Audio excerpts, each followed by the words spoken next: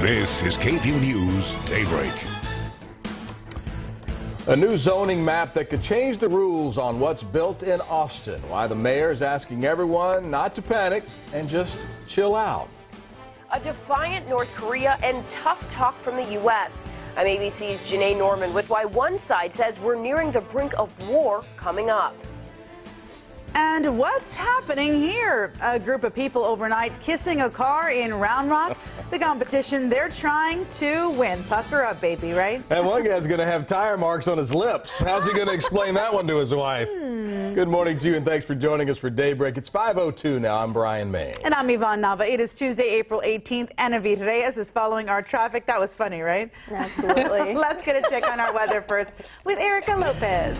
Hey guys, well, we have a busy morning, mainly for the folks just to the east of us. Check out all this rain from the crossroads around the Houston area, all along I-10. That's associated with an area of low pressure that brought us in our eastern counties overnight up to 4 inches of rain for Fayette County. So we're going to continue to keep it a 20% chance of rain shower activity for our viewing area, mainly because of that disturbance. We do have some patchy fog that's developing this morning. Llano County, the lowest right now, close to 1/4 of an inch or less in visibility. That will get us some dense fog advisories that will be issued. So here's what you're waking up to this morning. Patchy fog, temperatures in the 60s, but again, that 20% chance of isolated showers I think will mainly be for the eastern counties. And Aviv has the latest with the roads. How are they looking this morning? Pretty good, Erica. Good morning. Now, the roads at this hour are looking pretty great. Nothing too much to talk about, though. We do want to let you know of some closures due to the Main Street dedication ceremony taking off today at 10 a.m. A few streets will be closed in the Buda area, and these are it. Main Street at Loop 4. Ash Street and Elm Street. So make sure you take a look at that before heading out the door this morning. All right, back to you at the desk. Thank you, Anavid. Well, happening today, Austin City officials unveiled the initial draft for a new zoning map that could change the rules on what is built in the city. But before they do, Austin's mayor wants everyone to just chill out. Joining us live to explain is KVUE's Corey Coffin. Are you chilling? Are you laying back today? We are chilled out here, Yvonne. Actually, this is a perfect morning. I will say weather-wise, definitely chilling out. Well, you may or may not have heard of Code Next. It's the term the city's using to describe their overhaul of the city's code when it comes to planning development. Now, Mayor Adler says it's more than 30 years old. He says it doesn't meet the needs of the city anymore. But that hasn't stopped several groups from protesting the plan. They say the new plan will further accelerate gentrification that's pushing groups out of Austin. Only the initial draft of Code Next is being released today. That's why Mayor Adler is calling today Austin Everybody Chill Out Day. What I want everybody to understand is that this is the first draft. We have a year we're going to be working on them. They're going to change. So I don't want anybody to panic or get scared. Now, Adler says he expects just that, but he hopes that cooler heads will prevail. Developers want simpler rules. Residents want affordable housing. The mayor says this plan is needed in order to preserve affordable housing and neighborhoods. At the same time, the city has asked planners for a path to achieve 135,000 new housing units over the next 10 years. Now, the city has invested about $5 million to develop the entire Code Next plan. And so Mayor Adler plans on releasing that first draft this morning at 8:30. We're live near downtown Austin. I'm Corey Coffin, KVUE News.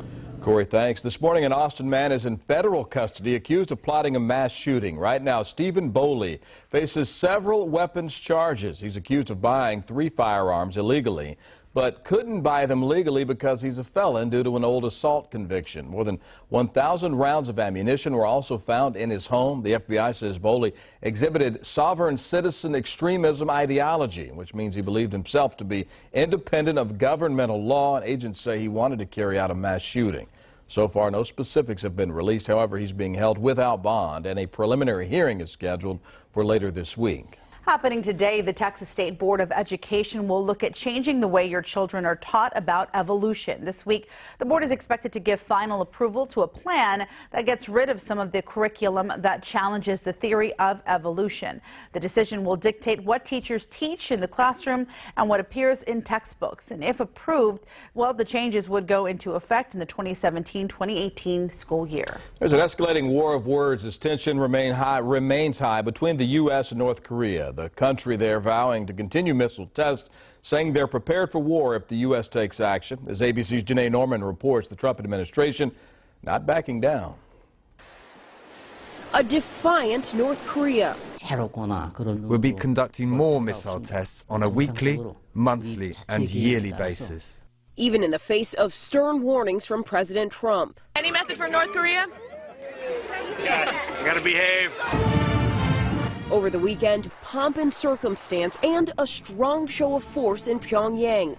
Kim Jong-un's military might on full display, but also the embarrassing botched test, a missile exploding seconds after launch.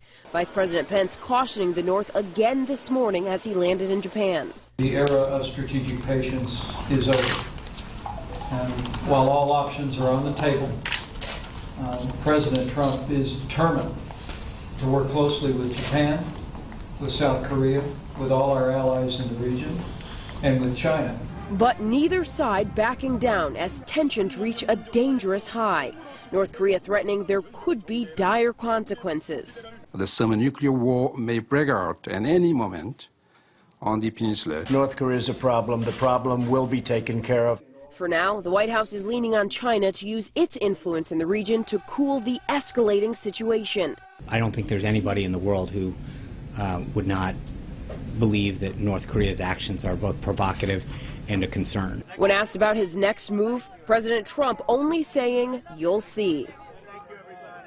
During the vice president's 10-day Asia tour, he's already recalled the U.S. strike on Syria and bombing in Afghanistan in the last 2 weeks, saying North Korea would do well not to test President Trump's resolve. Janae Norman, ABC News, Washington. An Austin police officer suspended for 2 weeks for a road rage incident back in October of last year. According to a memo sent out Friday by Austin Interim Police Chief Brian Manley, Officer Christopher Williams admitted that while off duty, he followed another driver to his home in Round Rock after a traffic dispute. The driver then went inside and came back out with a shotgun, which then led to an argument. The driver then drove to Williams' home, where the two continued to argue. Round Rock police were notified and issued criminal trespass warnings to both men. Officer Williams expected to return to work after April the 30th. Well, people out in Round Rock are kissing for a cause. Right now, a group of Austinites are smooching Kia cars in hopes of winning a new ride. You could see it here. They are working hard. You could see this guy kissing the tire. There he is. Looks like he's in a comfortable position, though. 96.7 KISS FM is hosting the Kiss a Kia contest out at the Southwest Kia in Round Rock. Look at his eyes. Bing, you know. Since yesterday morning, contestants have had their lips smacked up against these cars in hopes of taking home a new Kia Optima. The rules: customers have to kiss the car for up to 50 hours. So my strategy is just to get in the most comfortable position in the beginning and then try to kind of face plant the car. And I'm trying to sell my old car and get money to start my photography business with, so it would be a win-win if I could do both. All contestants, not 50, all contestants are given a 10-minute break every hour to rest their lips. There we go. He looked like he was enjoying that a little too much, didn't he? He's literally falling in love with the car. But I like to see a 10-minute break so you can eat or do whatever you need to do, because that's a little crazy. Put on some chapstick, maybe. Going to check our forecast now. Erica, how long would you last in that contest? I don't think I'd last very long at all. I would get grouchy after the first hour, that's for sure. Probably would lose the car right away. Let's take a look at your weather this morning. We are pretty busy south and eastern Texas. That rain continues to fall. It has been quite active overnight. We've seen reports of some flooding concerns, up to 4 inches of rain, even in our viewing area for Fayette County. Here's what we're seeing right now. Just some light to possibly moderate rain in Fayette County, Lee, and Milam County. Other than that, the good news is that we're just keeping in very light isolated shower chances for our Tuesday and Tuesday afternoon. Current visibility, well, we do have less visibility in LaGrange, Llano County also because of some fog that's now developing. Here's what your Tuesday has in store for you guys. 20% chance of showers. I think the eastern counties is going to keep in that 20% chance of showers. We'll decrease it to 10 by this afternoon. And some mix of sun and clouds. We should have a little peaks of sunshine by the afternoon and evening. And also hopefully eliminating the majority of the rain shower chances for the rest of the viewing area. Guys, back to you. Erica, thanks. Still ahead, the tax deadline is today. Yep, and just like every year, there's a bunch of freebies. I like that. We're going to tell you the places giving things away today. And he's an Austin-based conservative radio host known for pushing the limits, but could it all be an act? The shocking new details we're learning about Alex Jones.